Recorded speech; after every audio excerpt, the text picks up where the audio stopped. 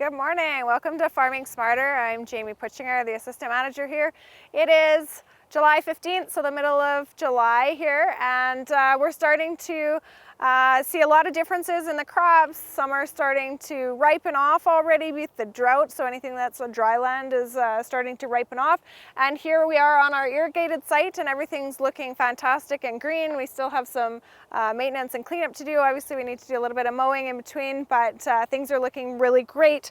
I went and collected some information for you guys. So when we look at our precipitation, this one is showing our average. So this blue line is what we can expect. And I actually took this starting all the way back to last fall. So if you put in any winter crops last fall, we were sort of right at normal at the end of last season. So over the winter we saw always we were below average.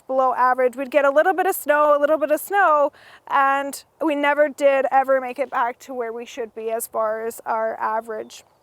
And then when you get over here into our growing season, so this is April 15th right here, and we're already way below normal.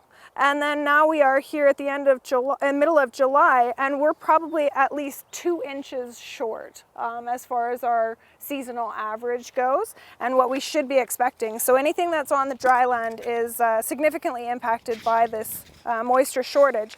And to compound that problem, we're also seeing this as our temperatures. And so if you've not left Southern Alberta in the last little while, you've seen this massive spike in temperature in the last few weeks. And this red line here is where we sit on average for this time of year. And so when we look at, starting at the beginning of seeding season this year, so this is the beginning of March, we were way above normal. And so the crops had a hard time establishing right from the beginning. And we did see some dips in lower temperatures, but we also saw these big spikes. And you get closer to the middle of June here, for the most part, we are well above average almost always. There's a few dips below, but for the most part, we're well above average. So our growing degree days are actually really starting to pick up right now. So our hemp plots are looking fantastic under irrigation. They're really enjoying all this sunshine. They are a photosensitive crop, so they're really picking up all this sunlight and putting it to good use and creating good biomass. Today we're going to take you on a tour. We've got Morton here. He's got a couple cameras set up. We've got a few on our side-by-side and the one that he's holding.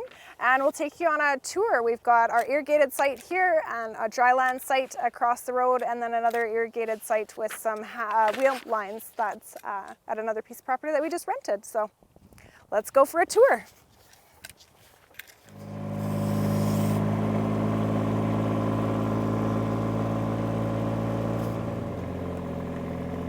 So this is our perfectly placed Durham Trial, and we've got a variety of treatments in here. We're looking at different equipment, seeding dates, as well as nutrient packages, whether there's a PGR applied or not.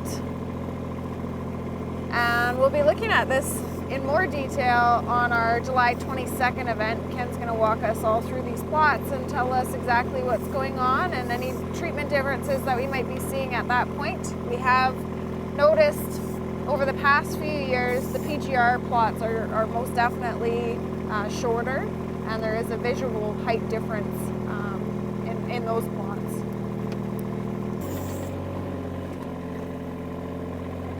These plots here are our Slasky rotation trial, so they're just basically setting up for a big matrix next year where we're going to seed perpendicular to all these plots with each of the crop types, so that each of the crop types sit on top of the different crop type.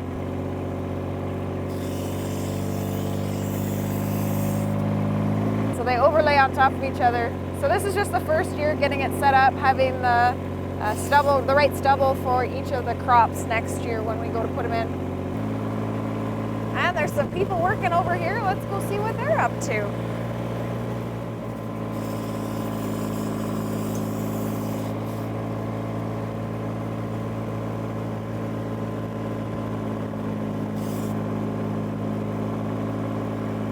Good morning.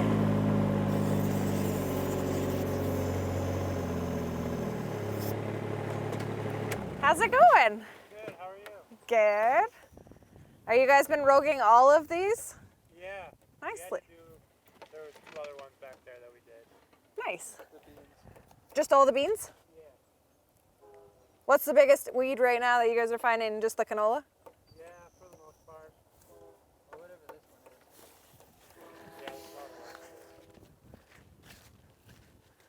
it's Oh, okay. Yep. Lamb's quarters is what it's called. And that's, these ones are the ones that bind up. Yeah,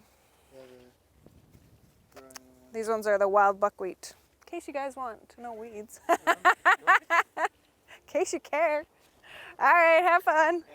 At Farming Smarter, we like to do rotations just like a farmer would do on their field so that we're not putting any of our research plots on top of research plots. So this canola here on the right is part of our rotation. We would have had trials on those last year, and then we moved to a different crop the following year after the plots, and so we're not going back onto our research plot location for 4 years. These ones here, this canola is our ARD strip till canola project under irrigation. So these ones on this side actually look quite a bit better than the ones on the dryland site, and we'll go past those ones in a bit and have a look. This one's looking at whether strip till plays a factor in the emergence of the canola. These are all the corn trials that we have. We like to do a corn border as well so that there's less impact of the edge on the corn.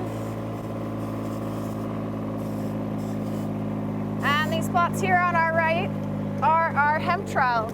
So we've got the rate and date plots are these first ones here. So looking at different seeding rates and different dates. So there's early, mid, and late, as well as a low and high seeding rate.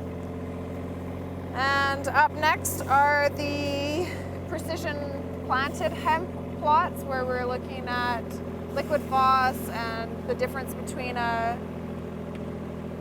planter and a air seeder.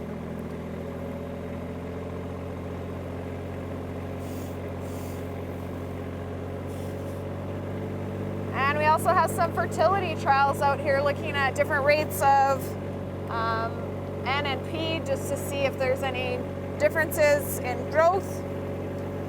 And finally, we have a variety trial where we're looking at different varieties in registration for Canada and what's available for seed. There are some shorter varieties for grain. There's some mid varieties that are grain and fiber, and then some of the taller varieties are mostly for fiber production, but obviously they use the grain as well. It's a pretty fantastic crop. They're considering it sort of a for-profit crop, 4 times the profit crop, because there's the grain, the fiber, the CBD, plus the pharmaceuticals that can come out of it, and food. Go through the small canola path that we have created to get out of the field. We try and stay along the pivot tracks so that we're not trampling any of the potential land that we're going to be using for plots in future years. So we try and stay right along these pivot tracks because we're not going to be seeding right up against them anyway. And it helps reduce our compaction. We tend to run through the fields quite a bit when we're doing all our data collection.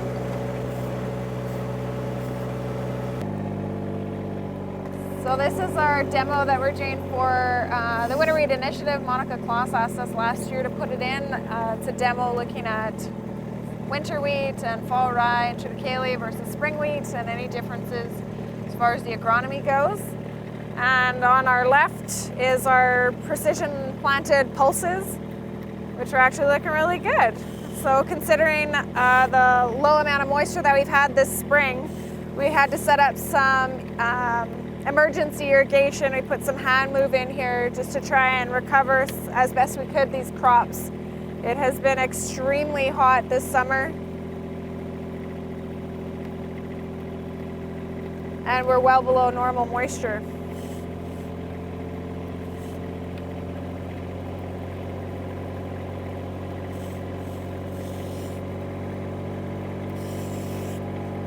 So this canola here on the right is the Ard Strip till canola that I had mentioned on the other side. So the irrigated plots are a little bit taller and lusher. This is the dryland stuff again. We had to put up some emergency irrigation with some hand move to try and help the crop along. It's been extremely hot and dry, as I mentioned, so it's been a tough summer for these guys.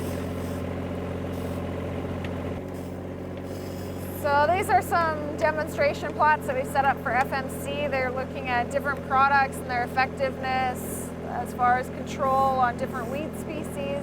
A lot of times we'll seed, so like on the left-hand side you can see the strip of canola really well. So we'll seed different weeds into the plots for them just so that they have the weed species that they're looking for as far as what they want to be able to control. And then they've got checks in the middle so you can see how much weed growth would be without the products.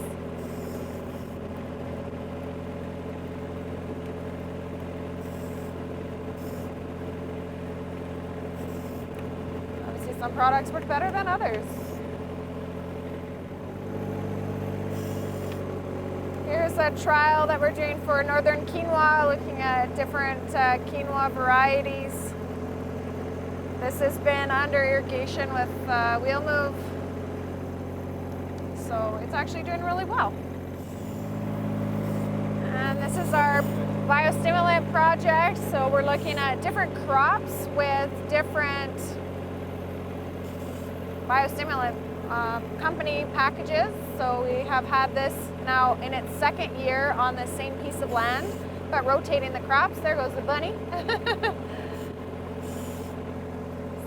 So the same products were applied over the same plots, but with a different crop from last year.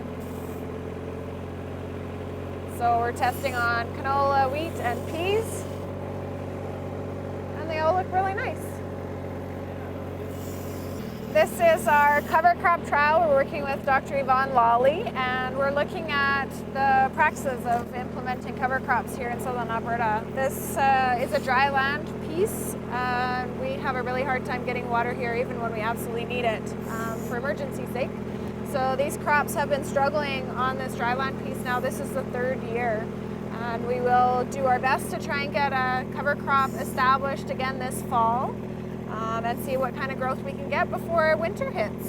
So this is some wheat, and there's some alfalfa at the front plot there that was mowed down. There's canola and peas in here as well. So they're all based on rotation, and it's a fully phased trial. These are registration or varieties for the sassafras folks. So. And this trial is the FHB trial that we're doing with Manassa from the University of Manitoba, and we're looking at differences in fusarium head blight development.